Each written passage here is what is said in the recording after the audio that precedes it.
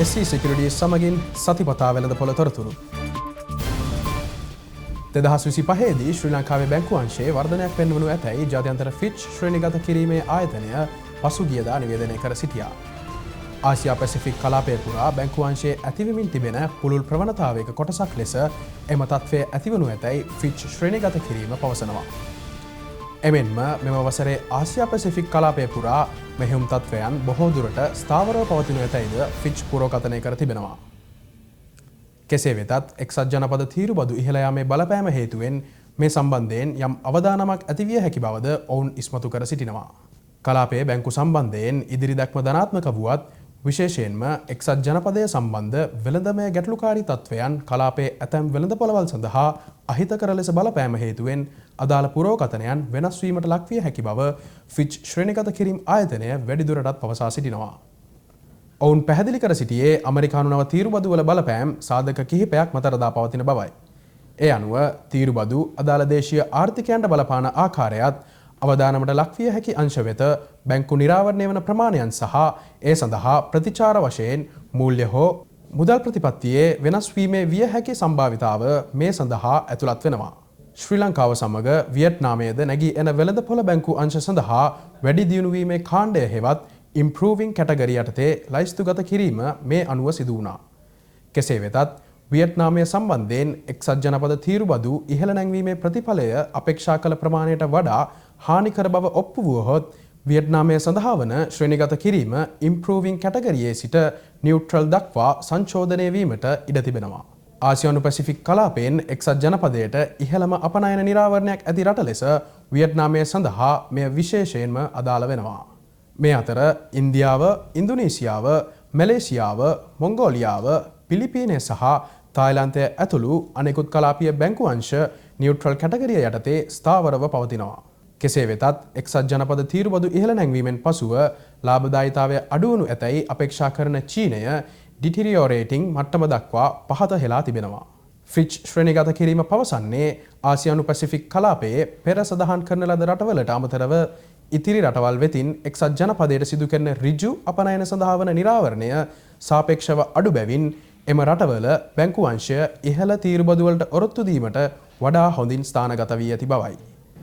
කෙසේ වෙතත් ඔවුන් අවදානමකින් තොර වූ රටවල් නොවන බවත් උදාහරණයක් ලෙස චීනයේ ආර්ථික වර්ධනය තවදුරටත් මන්දගාමී වුවහොත් එය අසල්වැසි ආර්ථිකයන්ගෙන් අපනයන සඳහා ඇති ඉල්ලුම අඩු කරමින් එම රටවල් සඳහා නව අවදානමක් ගෙන එනවා. බොහෝ ආසියානු පැසිෆික් කලාපීය වෙළඳපොළ ඔරොත්තු දීමේ හැකියාවක් පෙන්눔 කළද එක්සත් ජනපද වෙළඳ ප්‍රතිපත්තිය වටා පවතින අවිනිශ්චිතතාවය කලාපීය බැංකු ස්ථාවරත්වය සම්බන්ධයෙන් යම් නොසන්සුන්තාවයක් ඇති කරන බව ෆිච් නිගමනය කරනවා. ශ්‍රී ලංකා සංචාරක සංවර්ධන අධිකාරියට අනුව 2024 වසරේ අදාළ කාලයට සාපේක්ෂව සංචාරකයන්ගේ පැමිණීම් 23%කින් ඉහළ ගොස් තිබෙනවා. පසුගිය අප්‍රේල් 20 වන දින වන විට ජාත්‍යන්තර සංචාරකයින් 8,46,000කට අධික ප්‍රමාණයක් ශ්‍රී ලංකාවට පැමිණ තිබෙනවා. විශේෂයෙන්ම අප්‍රේල් මාසයේ මුල් දින 20 තුල පමණක් සංචාරක පැමිණීම් 1,23,000කට අධික ප්‍රමාණයක් වාර්තා වී තිබෙනවා. මෙම අප්‍රේල් මාසයේහි සංචාරක පැමිණීම්හි ඉහළම දායකත්වය ලබා දී ඇත්තේ ඉන්දියාවයි.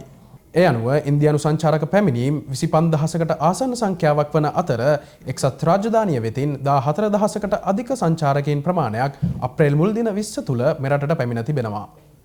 අදාළ කාල සීමාව තුල රුසියාව සහ ජර්මනිය පිළිවෙලින් සංචාරක පැමිණීම් ආසන්න වශයෙන් 11,000ක් සහ 9,000ක් පමණ වාර්තා කර තිබෙනවා.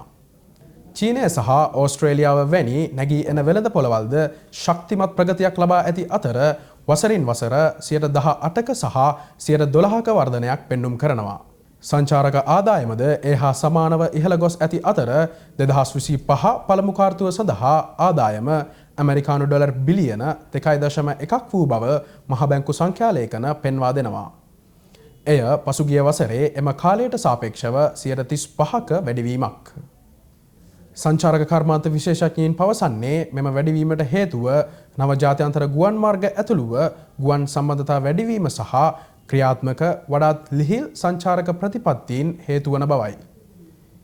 ඉන්දියාව, චීනය සහ තවත් රටවල් 46ක සංචාරකයින් සඳහා ක්‍රියාත්මක වන දින 30ක නොමිලේ වීසා වැඩසටහනද මෙම ලිහිල් සංචාරක ප්‍රතිපත්තිය සඳහා ඇතුළත් වෙනවා. ශේත්‍රයට සම්බන්ධ නිලධාරීන් පවසන්නේ සංචාරක පැමිණීම්හි පවතින ස්ථාවර වර්ධනයත් සමගින් 2018දී වාර්තා වූ මිලියන 2.5ක සංචාරක පැමිණීම් උපරිමය මෙම වසරේදී ළඟා විය හැකි බවත් ඇතැම් විට එම අගය ඉක්මවා යා හැකි බවයි. අමරිකානු ජනාධිපති ඩොනල්ඩ් ට්‍රම්ප්ගේ නව තීරුබදු නිවේදනයෙන් පසු ජාත්‍යන්තර මූල්‍ය අරමුදල විසින් ගෝලීය ආර්ථික වර්ධනය සඳහා සිදු කළ පුරෝකථනය සංශෝධනය කර තිබෙනවා. ඒ අනුව ඔවුන් පෙර පුරෝකථනය කර තිබූ ගෝලීය ආර්ථික වර්ධනයට වඩා 0.5කින් සිය පුරෝකථනය පහත දමා තිබෙනවා. 2025 සඳහා සංශෝධිත ගෝලීය ආර්ථික වර්ධනය 2.8ක් වන අතර 2026 සඳහා පෙර සිදු කළ 3.3ක ආර්ථික වර්ධනය 3ක් දක්වා නැවත සංශෝධනය කර තිබෙනවා. ජාත්‍යන්තර මූල්‍ය අරමුදලේ ප්‍රධාන ආර්ථික විද්‍යාඥවරයා පවසන්නේ පසුගිය වසර 80 තුළ පැවති ගෝලීය ආර්ථික ක්‍රමවේදය දැන් නැවත සකස් වෙමින් පවතින බවයි. ජාත්‍යන්තර මූල්‍ය අරමුදල විසින් සිදු කළ පුරෝකථන අතරට එක් රටවල් සඳහා සිදු කළ ආර්ථික වර්ධන වේගයේ පුරෝකථනයන්ද නැවත සංශෝධනය කර තිබෙනවා. ඒ අනුව ඇමරිකා එක්සත් ජනපද ආර්ථික වර්ධන වේගය දැන් 2025දී 1.8කින් වර්ධනය වනු ඇතැයි අපේක්ෂා කරන අතර එය පෙර පුරෝකථනය කළ 2.7ට වඩා අඩු අගයකි. එමෙන්ම ඇමරිකා එක්සත් ජනපදයේ උද්ධමනය 3ට ළඟා වනු ඇතැයි අපේක්ෂා කෙරෙනවා. එය ජනවාරි මාසයේ සිදු කළ පුරෝකථනයට වඩා 1%ක වැඩිවීමකි. වෙළඳාම නිසා ඇතිවන උද්ධමනය අපේක්ෂා කළ ප්‍රමාණයට වඩා සෙමින් පහත වැටෙනු ඇතැයි ජාත්‍යන්තර මූල්‍ය අරමුදල ප්‍රකාශ කර සිටින අතර එය ගෝලීය වශයෙන් 2025දී 4.3ක් සහ 2026 වසරේදී 3.6ක් ලෙස පුරෝකථනය කර තිබෙනවා. මෙම අභියෝග මධ්‍යයේ වුවද ජාත්‍යන්තර මූල්‍ය අරමුදල අවධාරණය කර සිටින්නේ එක්සත් ජනපදයේ ආර්ථික අවපාතයක් පුරෝකථනය නොකරන බවත් ආර්ථිකය මන්දගාමී වීමේ සම්භාවිතාවය දැන් 25 සිට 37 දක්වා ඉහළ ගොස් තිබෙන බවයි. ගෝලීය වෙළඳාමටද දැනටමත් බාධා එල්ල වී තිබෙන අතර ජාත්‍යන්තර මූල්‍ය අරමුදල විසින් ගෝලීය වෙළඳ වර්ධනය සඳහා කළ පුරෝකථනය 1.7ක් දක්වා අඩු කර තිබෙනවා. ඒ අනුව එය 2024දී පැවති වර්ධනයට වඩා 50%ක අඩුවීමකි. අනෙකුත් කලාප වෙත සිදු කළ පුරෝකථනයන්ද නැවත සංශෝධනය කර තිබෙනවා. ඒ අනුව අමරිකානු එක්සත් ජනපද තීරුබදු අවධානමට ලක්වන කැනඩාව සහ මෙක්සිකෝව යන රටවල් වල ආර්ථිකයද 2025දී 0.3කින් හැකිලෙනු ඇතැයි අපේක්ෂා කරනවා. ඒ අනුව එය ප්‍රක්ෂේපිත 1.4ක වර්ධනයට වඩා තියුණු සංශෝධනයකි.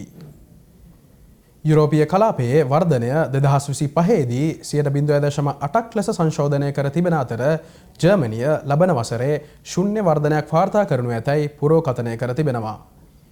ඉහළ ණය ගැනීමේ පිරිවැය සහ දුර්වල පරිභෝජනය හේතුවෙන් එක්සත් රාජධානිය 2025දී 1.1කින් වර්ධනය වනු ඇතැයි පුරෝකථනය කර තිබෙනවා. එක්සත් ජනපද තීරුබදු වල බලපෑම අවධාරණය කරමින් ජාත්‍යන්තර මූල්‍ය අරමුදල 2025 සහ 2026 යන වර්ෂ දෙකටම චීනයේ වර්ධන පුරෝකථනය 4% දක්වා 1%කින් අඩු කර තිබෙනවා. අවසාන වශයෙන් ජපාන ආර්ථිකය 2025දී 0.6කින් වර්ධනය වනු ඇතැයි පුරෝකථනය කර තිබෙන අතර එය පෙර සිදු කළ පුරෝකථනයට වඩා 0.5ක අඩුවීමකි. ගෝලීය වෙළඳ ප්‍රතිපත්තිවල විනිවිදභාවය සහ ස්ථාවරත්වය යථා තත්ත්වයට පත් කිරීමේ හදිසි අවශ්‍යතාවය අවධාරණය කරමින් ජාත්‍යන්තර මූල්‍ය අරමුදල නිගමනය කරන්නේ ව්‍යුහාත්මක ප්‍රතිසංස්කරණ සිදු නොකිරීම අනාගත ගෝලීය ආර්ථිකය අවිනිශ්චිත දිශානතියකට ගෙන යන බවයි. දැන් මෙම සතියේ භාණ්ඩාගාර බිල්පත් වෙන්දේසි ප්‍රතිඵල වෙත යොමු වෙමු. මෙම සතියේ පැවති භාණ්ඩාගාර බිල්පත් වෙන්දේසියේදී මාස 3 සහ මාස 6 භාණ්ඩාගාර බිල්පත් පළදා පොලි අනුපාතික පිළිවෙලින් පදනම් අංක 3ක් සහ පදනම් අංක 2 බැගින් පහළ ගිය අතර මාස 12 භාණ්ඩාගාර බිල්පත් පළදා පොලි අනුපාතිකය පදනම් අංක 2කින් පහළ ගියා. ඒ අනුව මාස 3 භාණ්ඩාගාර බිල්පත් පළදා පොලි අනුපාතිකය 7.62ක් ලෙස සටහන් වූ අතර මාස 6 සහ මාස 12 භාණ්ඩාගාර බිල්පත් පළදා පොලි අනුපාතිකය පිළිවෙලින් 7.98ක් සහ 8.29ක් ලෙස සටහන් වුණා. ලබන සතියේත් නැවත හමු වෙමු. එතෙක් ඔබට ඵලදායී ආයෝජනයෙන් පිරි සුබ සතියක්.